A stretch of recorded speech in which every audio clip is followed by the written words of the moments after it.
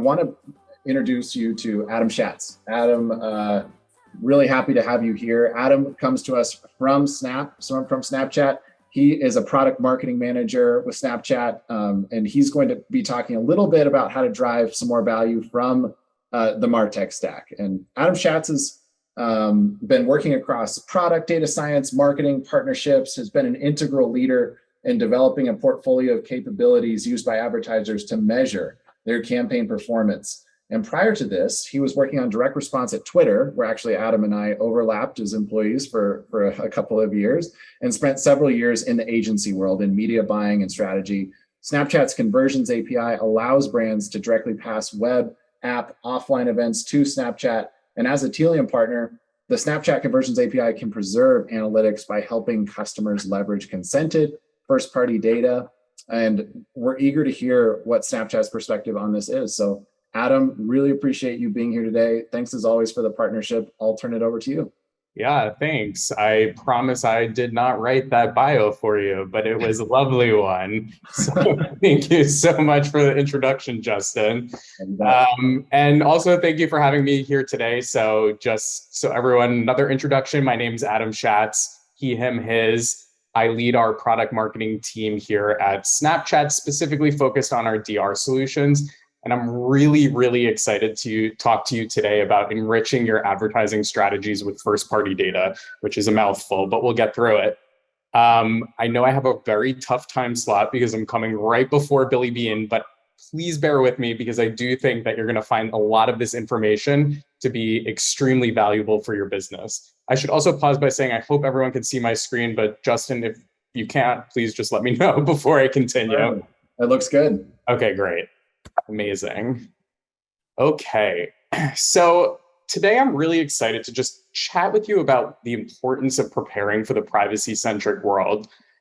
Then we're going to quickly go through why Conversions API is so critical for your signal stack.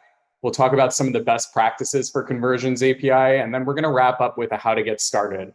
And if you stick around at the end, we'll have a surprise section that I think will be we'll say slightly more exciting than talking about data, but I love talking about data, so this is exciting for me, but I know a lot of people prefer some of the more sexy stuff that Snapchat has to offer.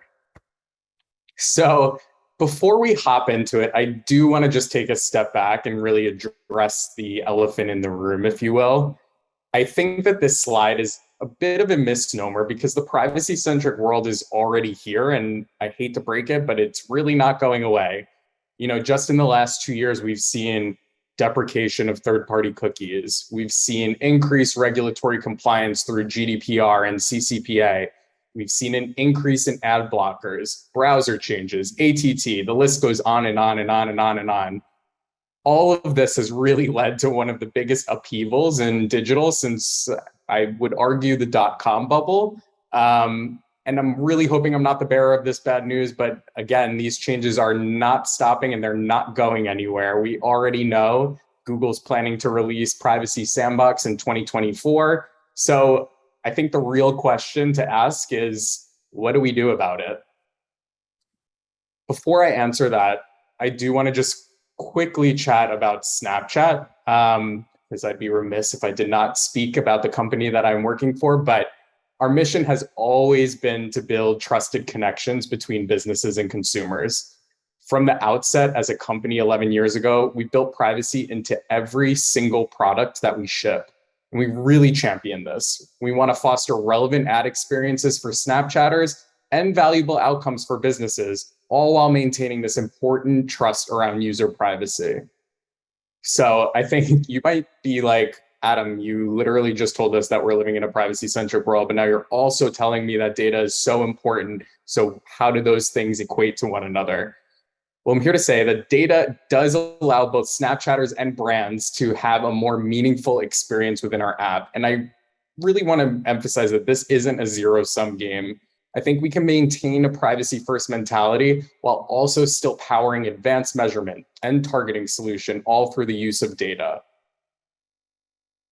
So taking a step back, what do these experiences even look like on Snapchat? I'm sure there are some people in the audience, and maybe we can get a show of hands if you're a brave soul, who here does not we know we'll change it. Who here does use Snapchat? Let's see if anyone. We could just say yes or no in the chat. Love it. Okay, we love the honesty. I love a lot of the yeses that I'm seeing. Well, this is great. Then this should all be a review to many of you. Um, for Snapchatters, data powers the ads that they see. I think like who wants to see an ad for diapers if you're a single man that's living with your parents? And I should also preface that by saying this is not a reference to my circumstances, so please don't think that. But data does also power so many other experiences within Snapchat as well, like the Snap Map. Users can see where their friends are and relevant stores and shops around them. Data also powers our filters products. I mean, I'm the first one to admit that whenever I fly to a new location, the first thing I do is open up Snap to see the local filters that are available to my location. These experiences are what keep our users coming back over and over again to the app, and it's only possible with data. And when we look at the flip side for brands, it's a really similar story around our ad stack.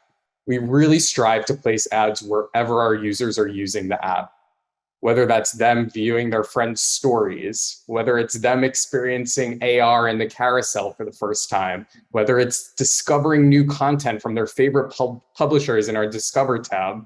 All of these amazing experiences are only powered through data. And ultimately, our goal is to provide the most relevant products and services to our community, which allows them to access useful and customized information. And for brands, we strive to connect them with their audience and ultimately which would lead to more revenue, efficiency, and long-term value. So I would be remiss if I did not talk about our audience for a minute. Our user base has continued to grow quarter after quarter. We reported our most recent earnings, I guess it was a week or maybe 2 weeks ago now. We've now hit 347 million daily active users, which represents about 18% year-over-year growth, which is just astonishing in terms of the number of new users that we're able to get. Before I go into the next slide, where I'm going to dive a little bit deeper into our audience, I did just want to quickly poll everyone here. Can anyone guess what percentage of our US audience is over the age of 21? Give you guys 1 minute to type in 30%, 25, 48. Any other guesses? 75%. So I think it may come as a surprise to you, but 70% of our US audience is actually above the age of 21. So I know there's definitely a misnomer in the market that we are the app for teens and Gen Zs. And this is definitely still true. I'm not trying to minimize that. We definitely still reach that audience.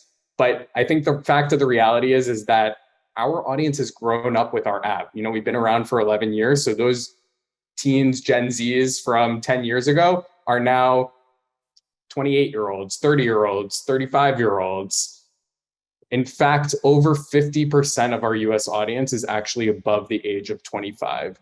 So this is my one sales pitch to anyone, any marketer on the call right now. Actually, maybe one of many sales pitch, but we'll just say one, is if you are not currently running media on Snapchat, please know that we do likely have your core demo and you likely can find a lot of efficiency in reaching them on the platform. So give it a shot if you're not already.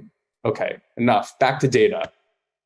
So let's quickly go back to data in the privacy-centric world. So why is it so important to prepare for this right now? Well, as I already mentioned, we're literally already living in this privacy-centric world. But preparing now is going to allow you to have more reliable data. It's going to allow you to adapt to continued changes that are forthcoming. It's going to help you improve core ad features such as targeting, measurement, optimization. And it's all going to be done while maintaining privacy control over your data. So let's talk about the solution Conversions API, which I know you may have already heard about today, but I'm here to tell you about it again because it is that important to your businesses. So what is the Conversions API?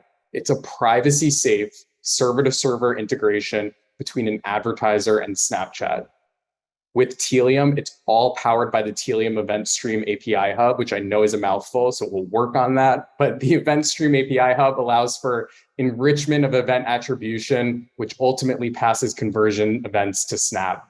Once we receive those events, we match, and then we attribute those conversions to your Snapchat campaigns. A really, really, really powerful tool that I cannot underscore enough. But I think the real beauty of our partnership with Telium is that you as a brand have the ability to not just pass your web events, but also your app and your offline events as well, since I'm sure many of the brands that are here are omni-channel advertisers. They're not just on web, they're also in these other places as well. In fact, we do recommend you utilize a mix of our first-party and third-party solutions. So when I say that, what do I mean? You may already be using the Snapchat Pixel if you're live on the app. We recommend you use that in conjunction with the Conversions API powered by Telium. Or you may be working with an MMP. We recommend you do it in conjunction with the Conversions API powered by Telium. And we'll get into that in more detail a little later on, but just know that the signal redundancy strategy is a really, really important one. So what are the benefits of Conversions API? So first and foremost, and you're going to hear this time and time again through this presentation, it's a privacy-centric solution. It was designed and built with privacy in mind. And in fact, when you implement it, it actually is going to give you the most control over what data is shared and how often it is being shared. Second, it enables stronger optimizations of your ad campaigns. The data that we receive is actually going to help inform delivery and optimization of ads, which is ultimately going to drive more efficient cost per actions for your brand. Third, using Conversions API allows us to populate first-party custom audiences in real time, which can be used in creating lookalikes or even re-engaging existing customers. And finally, CAPI enables improved measurement and attribution of campaigns. When you send data across multiple channels, you're going to be better able to understand the results your campaigns are driving. It can also help unlock more sophisticated forms of incrementality measurements, such as conversion lift. I should also pause here and say that I kind of use Conversions API and CAPI interchangeably, just a fun little shorthand way that we refer to Conversions API here at Snap. So I think I can talk over and over again about some of the results, but don't take my word for it. We did a lot of testing earlier this year. And what we found is that advertisers who send their web data with both the Pixel and Conversions API actually see at the median 11% more attributed purchases and 13% more attributed purchase revenue. And that's compared to clients who are only using the Snap Pixel alone. So really an amazing opportunity to increase the performance of your campaigns. And naturally, we do see a very, very similar story when it comes to clients who are sharing their offline data as well. Those who are passing offline data via Conversions API see at the median 272% more attributed purchases and 160% more attributed purchase revenue from their campaigns. I know naturally we are bound to see such pretty large increases when you share a completely new data source, but these numbers are really astounding in terms of being able to attribute the results of offline media to your Snapchat media. So we've established Conversions API as the solution to tackle the privacy-centric world. Let's talk about some of the best practices that you can use when you're setting up your integration. So I think that there are 4 main things to consider when implementing this. It's number 1, real-time event sharing. Number 2, data redundancy.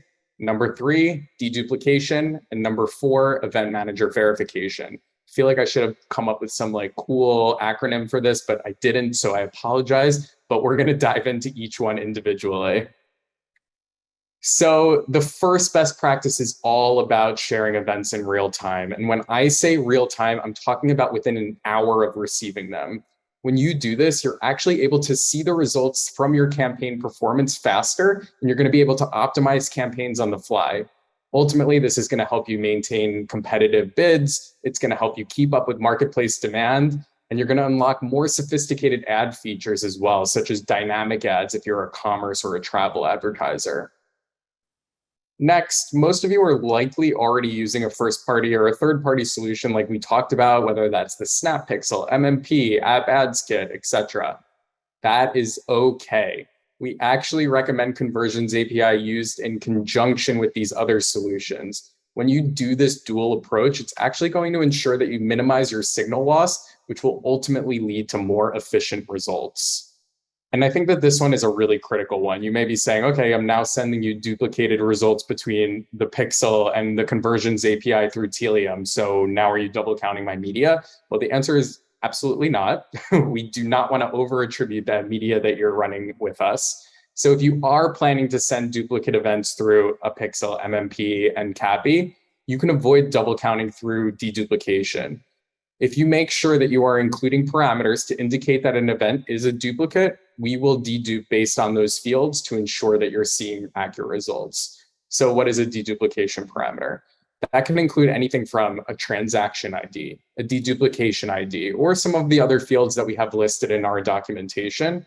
When that's included, it's going to ensure that we're not double counting your results and you're seeing accurate representation of your media dollars. And last, but certainly not least, we have built very sophisticated tools to help you verify that events are being sent correctly. This is called Events Manager in Snapchat, and it allows you to track the web, app, and offline events that you're passing to us. All events are separated in this tool, and it allows you to make sure that your integration is successfully working. In addition to that, we've recently updated our Event Manager tool to now include a deduplication UI as well. You're now able to see event-level deduplication details between your sources of data. So in an instant, you can understand whether you're passing data correctly to us and make actionable changes if needed. Okay, we're almost there. So we've established that we're living in this privacy-centric world. We've shown that CAPI is the solution to help navigate this. We've talked through some of the best practices. Now let's talk about how to get started. There's really just 5 steps that you're going to need in order to make sure that your integration with Snap and Telium is a success. And the first one is an easy one for everyone. It should require literally no effort whatsoever. Talk to your Snap or your Telium representative and let them know that you'd like to stand up this Conversions API integration with Telium. Once you do that, your Snap and Telium rep will let you know what the next steps are that you need in order to get this going.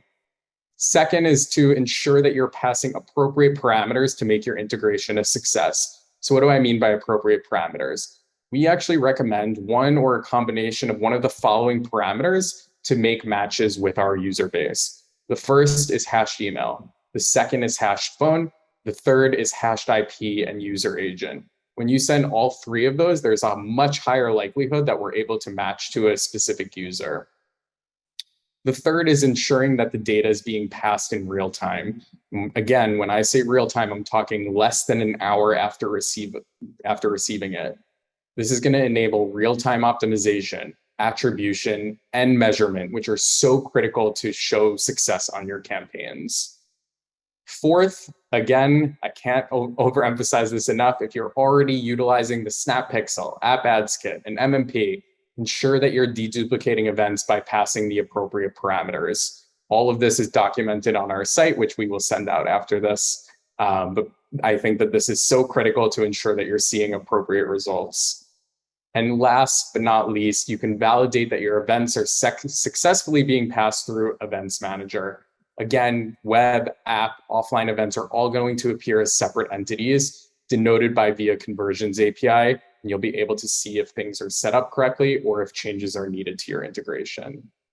So I promised a surprise section. So here it is. Thank you for bearing with me for the more nuanced technical aspect. Again, I love data. So that was exciting for me. But again, I know many people really want to see, I saw a question come in, what's the future of Snap for advertisers? I think this really speaks to it. And I wanted to specifically showcase this because I think it's a real life example of how data, how Conversions API comes to life by utilizing one of our products. So I call this section the future of commerce, which I think is exciting. So again, I think we talked a lot about data today. And if you're a DR, commerce travel advertiser, you already know that your brand's catalog is the foundation of your digital commerce presence and performance. Can I get a show of hands from the audience? You could just write yes or no. How many of you are already using a product catalog and setting up campaigns, whether that's on Snapchat or on other platforms when you're running media?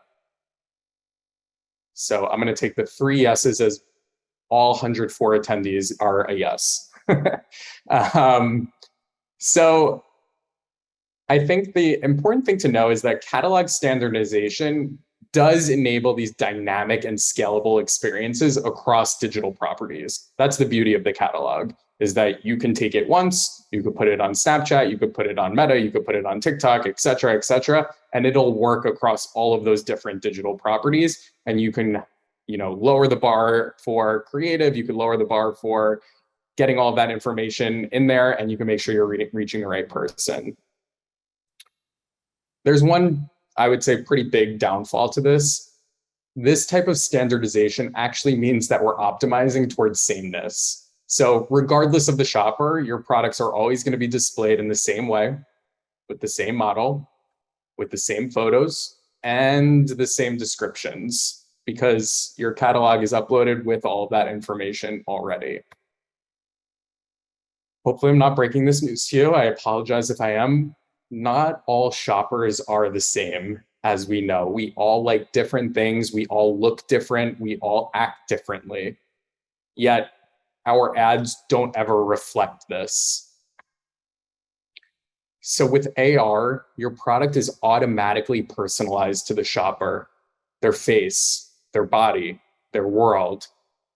I like to call this as really bringing the dressing room directly into a customer's home, whether that's trying on makeup, whether that's trying on sunglasses, whether it's trying on clothing, whether it's seeing specific objects around in the world around you.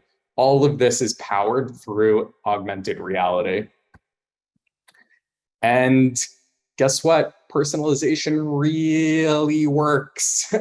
We saw in initial testing that there was a 2.4 times higher purchase intent among Snapchatters who experienced a shoppable lens than those that did not. In addition to that, we saw 14% sales lift from clients that used a shoppable lens compared to those that only used video ads on their own. So today, I'm going to briefly touch on catalog-powered AR shopping lenses. It combines the scale and efficiency of commerce catalogs with the personalization and performance of AR try-on. So there's really 3 key elements that I wanted to highlight with this ad type. The first is product tagging. We saw from the 100% yeses that responded in the audience that most of you already have a catalog. Now your businesses can actually use our business manager tool to directly connect lenses to individual items in your product catalog. This is huge, huge. Second is the lens product card, which you can actually see in this example here. Every lens that is tagged is going to feature a preview of information about the product. Users can then also shop and purchase that specific SKU that is featured in this lens. So in the example here, you could see this is for an eyeshadow. It's featured on this specific Snapchat user. It gives you information about the price. It gives you information about the product. And it actually clicks through to this website so that someone can then shop and buy this specific product. Last is SKU analytics. Once you set these lenses live, you can actually see how individual SKUs are performing. This is so critical for your data. You can learn what products, what styles, what colors are resonating the most with Snapchatters to then inform your targeting strategy, your product development, what you want to be marketing to in the future. It's so critical. So we got to circle it back to what we were initially talking about. How does it all tie in with the Conversions API? So I want everyone to just envision this for a second. You're a commerce brand. You now have the option to showcase customized shoppable AR experiences to Snapchatters, all of which is only possible with data. You can use our full suite of targeting products to reach the right audience with the right message at the right time. And in fact, because you're sending conversions API data through Telium in real time, we're able to ensure that your audience is being reached. And this can be done through retargeting, through lookalike audiences based on the data that we receive. Finally, we could tie the performance of your campaigns back to the media you spent on Snapchat. And this is because you're sending us your web data, your app data, your offline transactions. We can now see the true success of how your campaigns have performed. And all of this is only possible with data and the power of the Conversions API. So with that, thank you for allowing me to speak today. It has been truly an honor. I look forward to the next one. And I will pass it back to you, Justin, if there are questions. I saw that there were some that came through, but I wanted to make sure we got through all the content. No, absolutely. That's perfect. Adam, thanks so much for that presentation. Thanks for that bonus feature as well. Little teaser into the world of commerce. I know data is not for everyone. It's not that sexy sometimes, but I think it is. But everyone loves AR. So I thought that was a great way to end it. No, absolutely. Absolutely. And yeah, if you don't mind, and if you have the time, would love to ask you a couple more questions, Adam, and feel free to kind of answer these as you please. There was a question here that came in, just from your perspective, looking at the joint value proposition of Snapchat and Telium together.